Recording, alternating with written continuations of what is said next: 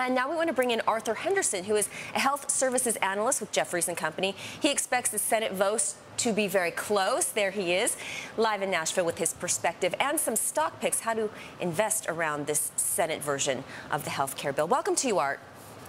Thank you, Laura. I appreciate you having me. So first, your outlook on the Senate bill, and really kind of give us a snapshot differences. Kristen alluded to some of the key points, but the cost, too, is also very different.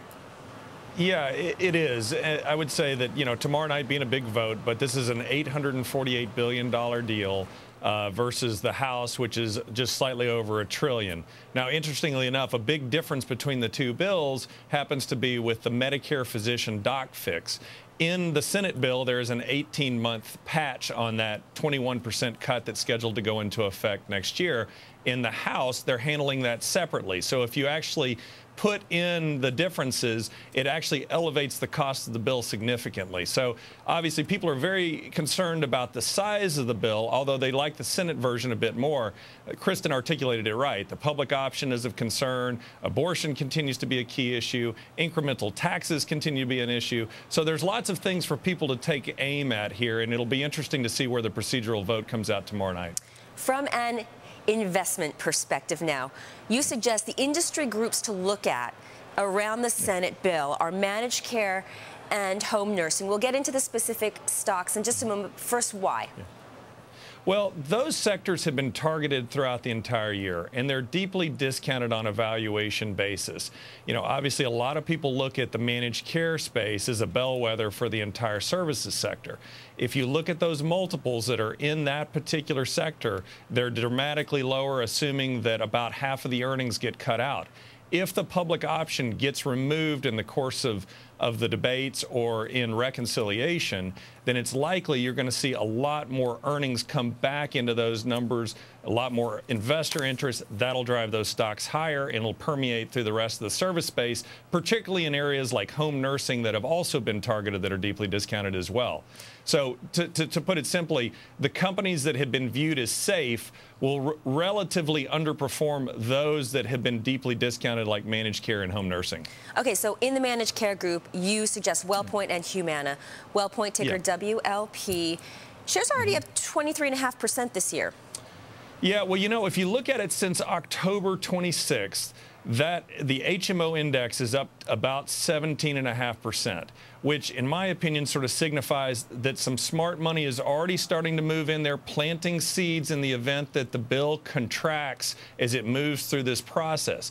But given where the multiples still are, there's a lot more upside in those particular names. I think a lot of people gravitate towards WellPoint that are much bigger cap investors. Humana, obviously much more exposure to Medicare. As that tempers, that would be an attractive investment as well, particularly given the level of cash they have on their balance sheet.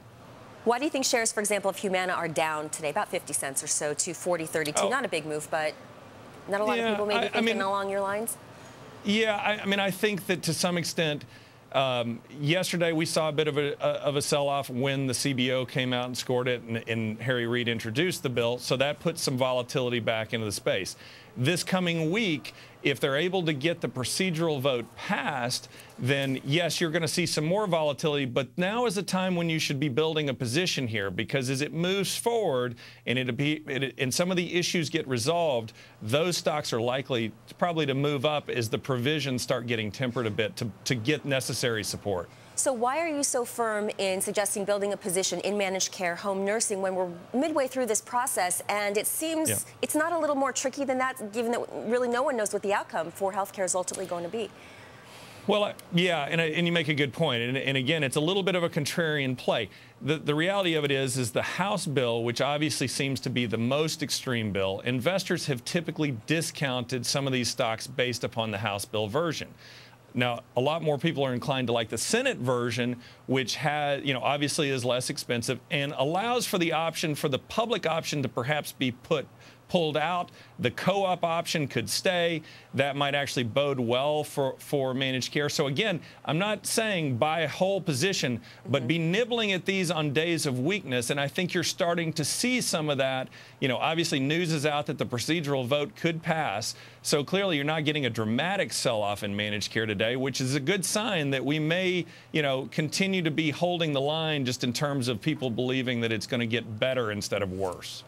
All right. Art Henderson, thank you so much. Jefferies and Thank you, Company, Art. he covers the health industry there.